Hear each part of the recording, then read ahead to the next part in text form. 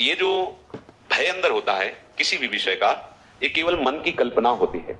जैसे अपने गंगा के किनारे भ्रमण किए, अकेले ही रहे, बच्चापन से भगवत मार्ग में रहे, तो मन कभी कभी भयभीत करता था। प्रायः गंगा जी में ग्रामीण लोग आसपास के शव को फेंक ही देते हैं, जला अब थोड़ा जलाने के लिए कड़ाई से नियम डाला गया है, नहीं तो पहले ऐसा नहीं था, वैसे प्रवाहित कर देना ही। कुत्ते चीत चीत करके लाशों को खा रहे हैं किनारे जब भ्रमण कर, मतलब हर 100-200 कदम में आपको 2-4 लाशें ऐसे मिलेगी पड़ी हुई, ऐसे कुत्ते खा रहे हैं। जब कभी मन भयभीत करता तो भगवत कृपा से यही बात आती कि कोई भी यहां स्वतंत्र नहीं है, सबके ऊपर जिसका शासन उसे ईश्वर कहते हैं, वही तो ईश्वर है।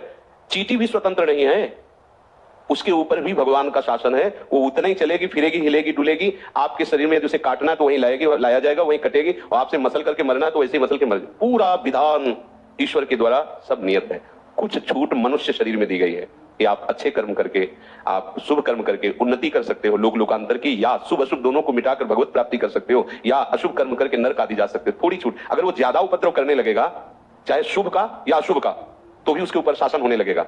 अगर शुभ का अधिक होने लगा तो देवता पिंड डालने लगेंगे कि हमसे आगे न बढ़ जाए, और अशुभ का हुआ तो उसे शासन में लिया जाएगा। पूरी सृष्टि को त्रास नहीं दे सकता, क्योंकि ईश्वर उसका, तभी तो भगवान विविध प्रकार के अवतार लेकर के उनका विनाश करते हैं। कोई भी स्वतंत्र नहीं। एक वायु भी चलेगी ना तो ईश्वर की ही आज्ञा से चलती है। कुछ भी यहां स्वतंत्र नहीं, कोई स्वतंत्र नहीं, पक्का समझ लीजिए, कोई स्वतंत्र नहीं। इसीलिए तो भक्त बेपरवाह हो जाता है कि जो मेरे प्रभु विधान करेंगे वही मेरे जीवन में होगा, अब मुझे क्या चिंता करनी। बिल्कुल चिंता नहीं, डर तो होना ही नहीं चाहिए।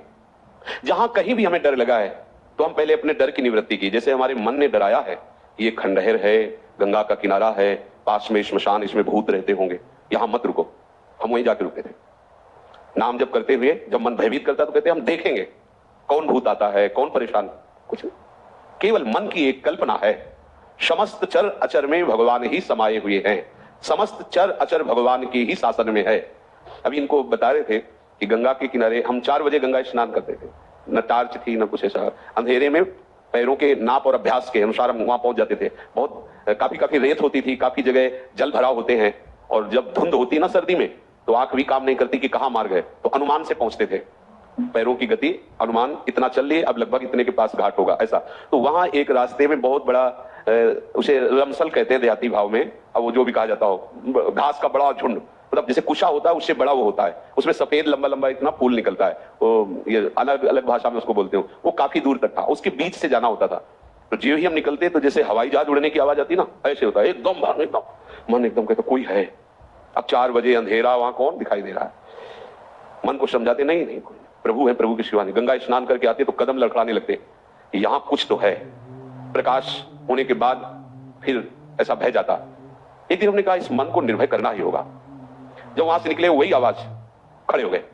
जब तक सूर्य उदय नहीं होगा तब तक यहां से जाएंगे नहीं, देखते हैं क्या होता है। बहुत मतलब जिद्दी स्वभाव रहा है, खड़े रहे। एक बार भी बंद नहीं हुआ। हमें लगा कि अगर कोई होता तो हम खड़े हैं तो दोबारा भी तो आवाज होती, तो हम कहा जाएंगे तभी जब सूर्य उदय हो जाएगा। सूर्य उदय हुआ, प्रकाश में देखा लाश को खाने वाली लाखों मक्खियां बैठी हुई बड़ी बड़ी, तो जहां उनको लगता कोई ऐसे है तो एकदम आवाज, वो एकदम उनका देखो। एक बार सफीपुर गंगा के किनारे हैं, अकेले वहां पे खंडहर घाट, तो जो ही थोड़ा अंधेरा हुआ तो ऐसे दृष्टि गई तो छत में एक आदमी खड़ा, मुंह में सब काली पोती ऐसे, हमका पक्का भूत है। अंदर से आया कि अब यहां कौन और हो सकता भूत। मतलब इतना साहस होने पर भी रोम रोम खड़े हो गए। हम कहा ये तो हमें गंगा किनारे टिकने नहीं देगा मन, ये तो परेशान करेगा। भगवान नाम तो चलता ही था। नजदीक गए, हम गए, नीचे उतर, वो छत में था, वो वैसे ऐसे, मतलब प्राण निकल जाए।